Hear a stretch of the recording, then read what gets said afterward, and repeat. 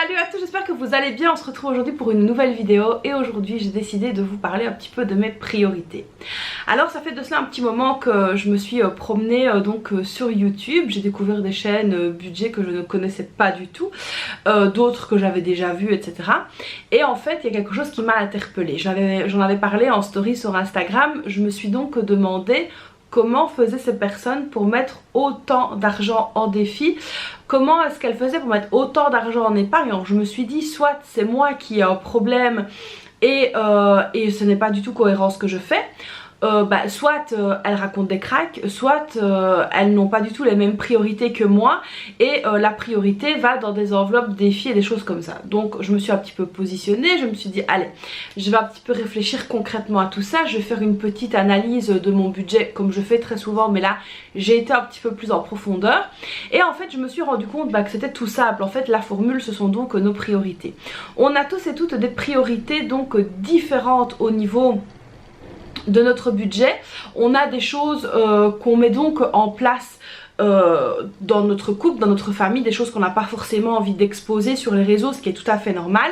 Et donc du coup le budget est un petit peu différent. Donc je ne pense pas qu'on vous raconte vraiment des cracks, à part peut-être pour certaines, mais en tout cas je pense que tout est une question donc de priorité. Alors je me suis posée un petit peu avec mon mari, on s'est posé les bonnes questions, on s'est demandé un petit peu quelles étaient réellement nos priorités, etc. Où on voulait donc arriver au niveau de notre budget, et donc je me suis dit que ce serait très intéressant de vous partager un petit peu nos réflexions. Alors j'ai donc pris ici des petites notes, je vais essayer d'attraper mon cahier, voilà.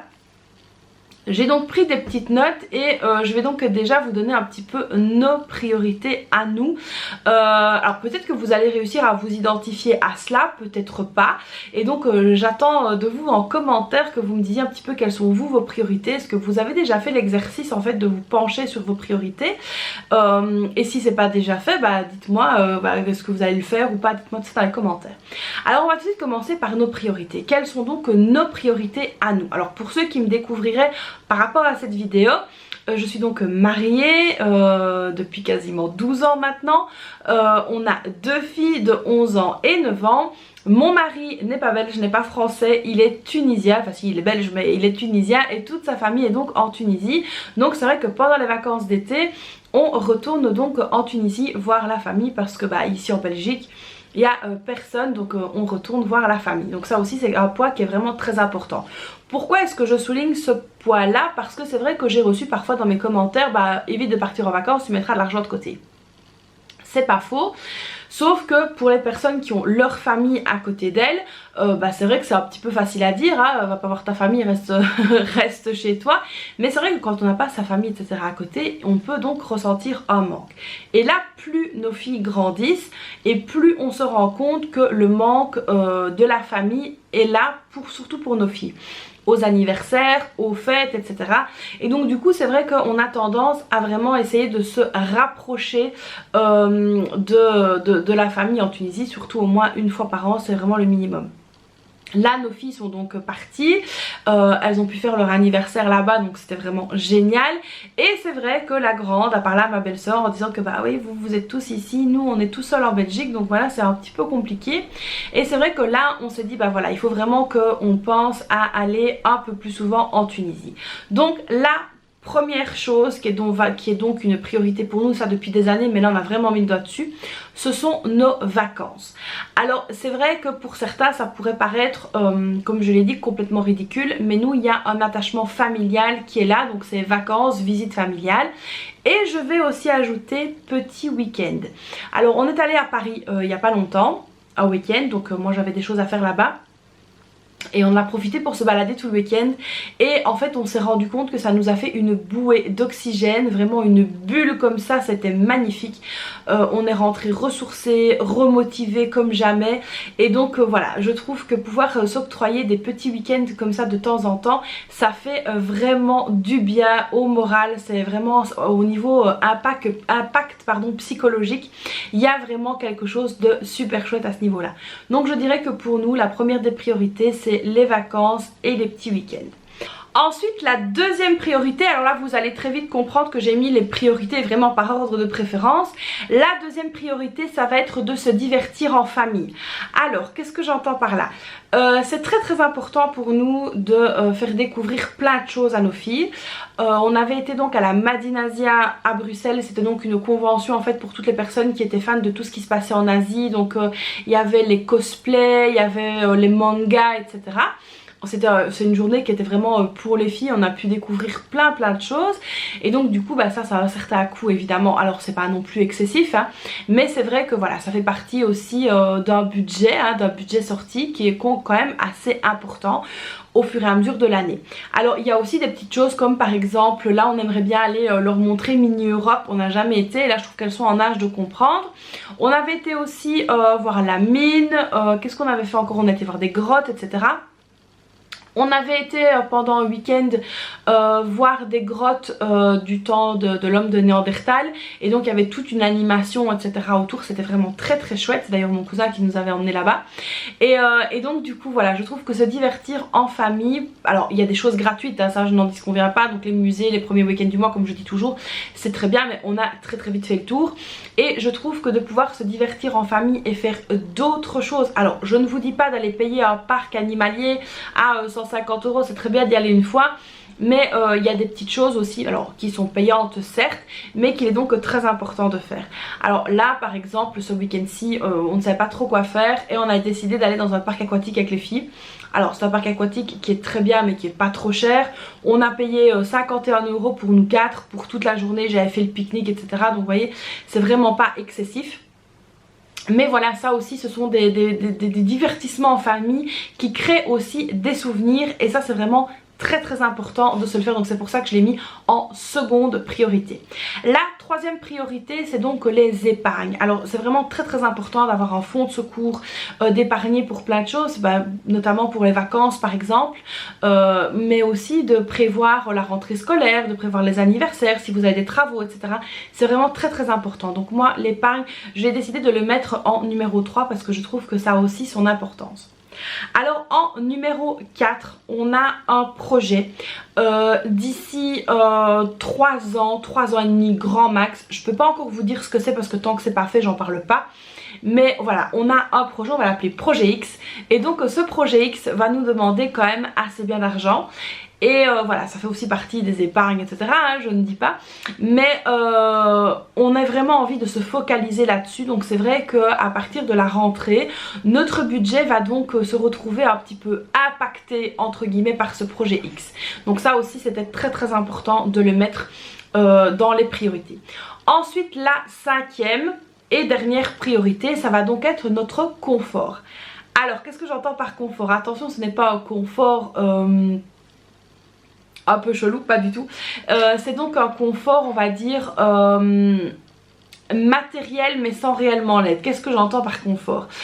Si par exemple à un moment donné on a des assiettes ébréchées machin etc, ça fait partie de notre confort de changer aussi ces assiettes pour éviter de taper un bout de verre et des choses comme ça. Qu'est-ce qu'il y a aussi? Par exemple mes tentures. Donc ici mes rideaux, je dois les changer, ça fait déjà un petit moment. Mais là voilà, ça fait partie du confort, ça fait partie des choses que je vais devoir mettre en place et changer. Je ne mets pas ça dans la déco. Par exemple mes ongles. Alors mes ongles, moi je le mets dans un confort. Pourquoi?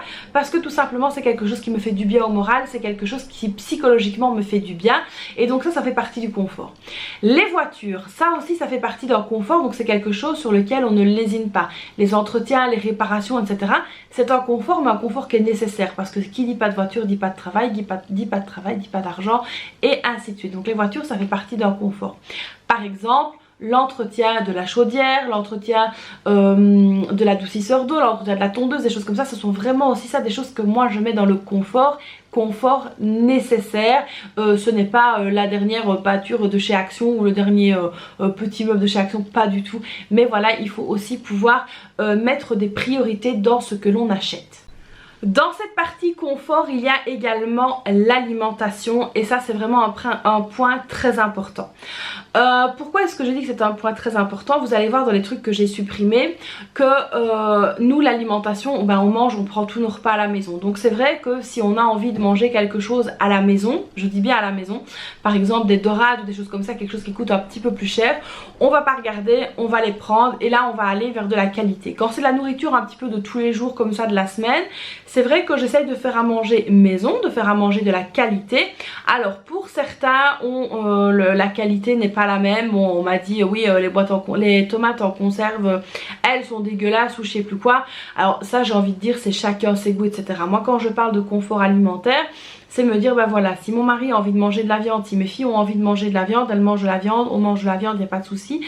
Si on a envie de manger quelque chose qui sort un petit peu de l'ordinaire, que je cuisine maison évidemment, on peut le faire sans problème. Donc là je parle vraiment de ce confort là à ce niveau là. Par exemple, je sais que mon mari adore le Red Bull, il va pas aller en chercher au petit magasin de nuit à côté parce que ça coûte très très cher, je préfère lui prendre directement. Si mes filles veulent des jus et des choses comme ça, ça aussi je prends, je veux dire je ne regarde pas à ce niveau là. Donc ça c'est vraiment maintenant le confort alimentaire entre guillemets là est propre à chacun, mais c'est vrai qu'il y a des choses que nous ben, on ne mange pas par rapport à d'autres choses qu'on va manger et donc ça c'est une question de priorité également. Donc ça c'est vraiment pour nos 5 priorités. Alors pour arriver donc à ces priorités là on doit faire des sacrifices. Évidemment il y a quand même pas mal de sacrifices à faire dans pas mal de domaines. Vous l'aurez compris que quand on part en vacances on ne part pas avec 1000 ou 2000 euros, on part avec beaucoup plus et du coup il faut pouvoir faire des concessions sur certaines choses. Alors il y a vraiment 3 choses essentielles que nous avons complètement retirées de notre budget.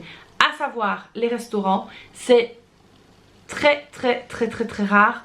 Quand on va au restaurant, il faut vraiment une occasion exceptionnelle. Alors si on n'est pas en Belgique par exemple, ou alors un anniversaire. Et encore, parce que c'est vrai que pour le dernier anniversaire de la plus petite de mes filles, elle n'a pas demandé un resto, elle a demandé autre chose. Et donc du coup c'est vrai que ça, les restaurants c'est quelque chose qui coûte très cher. Alors sur le moment ça fait vraiment du bien au moral, je n'en disconviens pas, mais dans le portefeuille ça fait la différence. Alors c'est vrai que moi par exemple j'aime bien aller dans un restaurant wok à volonté, mais quand on y va tous les 4 on est à 100 € et je trouve que c'est quand même vachement cher pour aller tous les 4. Donc voilà un petit peu au niveau des restos. Ensuite ce que j'ai complètement supprimé c'est le cinéma. Le cinéma ne fait pas partie pour moi des divertissements en famille, dans le sens où pour aller au cinéma il faut facilement pour nous 4-50 € de prix d'entrée, plus la même chose dans le petit magasin parce que les enfants ont toujours envie de manger quelque chose. Alors oui il y a des cinémas moins chers etc, mais au niveau parfois des dates et des heures etc ça ne nous correspond pas. Et donc si on est dans les cinémas assez chers, bah là voilà on arrive tout de suite à 100 € pour une sortie au cinéma, ce que je trouve quand même excessif, donc ça on a tout simplement décidé de le supprimer. Alors ensuite ce que j'ai complètement supprimé de mon budget c'est tout ce qui était nourriture à emporter, ça on a arrêté, j'ai enlevé takeaway, j'ai enlevé tous ces machins là. Pourquoi? Parce qu'en fait ça coûte cher et c'est vraiment pas bon. La dernière fois qu'on avait commandé c'était archi dégueulasse. Et du coup on s'est dit non en fait pourquoi aller payer 50, 60 ou 70 € à emporter alors qu'on peut très bien le faire à la maison. Si on a envie de manger du chinois on va tout simplement attendre à l'anniversaire et on mangera à ce moment là. Mais du coup manger à emporter ça coûte cher et donc du coup on ne le fait plus. Donc ça ce sont vraiment 3 points essentiels que nous avons retirés de notre budget purement et simplement. Alors à côté de ça il y a certaines catégories de choses où on a diminué le budget, comme par exemple les téléphones portables. Au niveau des forfaits on a vraiment diminué, on a pris des choses qui nous correspondaient toujours, mais plus avec les formules où le téléphone est lié au contrat etc. Ça on a supprimé parce qu'on s'est rendu compte que ça coûtait vraiment beaucoup trop cher. Donc on a vraiment essayé de regarder au minimum dans les abonnements. Alors il y a le téléphone portable mais il y a aussi tous les autres abonnements. Comme par exemple Netflix, qu'est-ce qu'il y a d'autre comme abonnement? En fait on a quasiment plus d'abonnements. Voilà, par téléphone portable etc. Les assurances, mais ça voilà là aussi on a regardé pour vraiment diminuer. Mais on a vraiment essayé voilà de diminuer ces coûts là pour un meilleur confort et pour pouvoir mettre plus d'argent en épargne. Ensuite la troisième chose qu'on a diminué ce sont les apéros. Alors ça vous allez vous dire bah tiens qu'est-ce qu'elle raconte, ils sont musulmans, ils font des apéros. Oui on fait des apéros. On fait des apéros comment? On se prend une petite bière zéro, des choses comme ça, je mets un peu des chips, des machins, bon je mets plus avec mon équilibrage alimentaire donc ça c'est très bien. Mais au final on s'est rendu compte que quand on faisait ça le vendredi, le samedi et le dimanche, bon, au final ça coûtait beaucoup plus cher dans le caddie de course. Donc du coup tout simplement on a décidé de les éliminer et de ne le faire plus qu'une seule fois par mois. Ensuite la déco. Alors je parlais du confort tout à l'heure. La déco purement et simplement, j'essaye maintenant de faire tourner ma déco et de ne plus acheter de déco. Alors par exemple j'ai supprimé mes allées et venues chez Action, je n'y vais plus, ça ne m'intéresse plus. Et du coup je vois aussi une nette différence dans mon budget. Je vois vraiment que ça a fait la différence parce que c'est vrai que quand on va chez Action, on rentre avec une idée d'acheter un petit truc et on ressort avec 1000 et un trucs. J'adore regarder la déco sur TikTok, Instagram, etc. Mais ça ne rentre pas dans mon budget tout simplement. Ensuite tout ce qui est défis. Alors là je m'attaque à un gros morceau. Les défis c'est très bien, c'est très bien, mais malheureusement dans tous les projets d'épargne que nous avons à court terme, à moyen terme et à long terme, si je commence à faire 1001 défis, je ne m'en sors plus. Donc j'ai vraiment diminué ça. Bah, vous avez vu, j'ai les pièces de 2, les pièces de 1, la petite monnaie, les 5 € et je pense que c'est très bien que je ne vais pas aller au-delà de ça. Tout simplement pourquoi? Parce que c'est de l'argent qu'on va attribuer ailleurs pour rien du tout. Donc voilà ici un petit peu mon point de vue par rapport à ça. Alors je trouve très bien les personnes qui font 1001 défis, mais si c'est pour mettre plus d'argent, que j'en ai besoin dans mes enveloppes, pour essayer de finir le mois avec quelque chose ou la semaine, pour mettre dans mes défis, je trouve pas que ce soit vraiment cohérent. Je préfère mettre de l'argent sur mes projets, sur mes vacances, etc. plutôt que de mettre de l'argent en défi. Donc voilà, après, ça chacun fait comme il veut, mais c'est moi le ressenti que j'en ai eu par rapport à tous ces défis qu'on peut donc trouver à gauche ou à droite. Donc voilà un petit peu ici pour une petite éclaircie au niveau de mes priorités.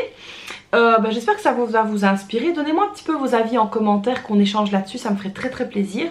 J'espère donc que cette vidéo vous aura plu. Alors comme d'habitude, hein, vous n'hésitez pas à liker la vidéo, j'en ai bien besoin. Parce que c'est vrai que l'algorithme de YouTube est un petit peu en train de changer, j'ai l'impression. Donc n'hésitez pas à liker, à partager mes vidéos, ça me ferait vraiment plaisir. À vous abonner, c'est pas déjà fait. Pour essayer de redynamiser un petit peu mon algorithme sur YouTube. Donc voilà les amis, moi je fais donc plein de bisous. Et puis je vous dis à très vite pour une prochaine vidéo. Bye bye!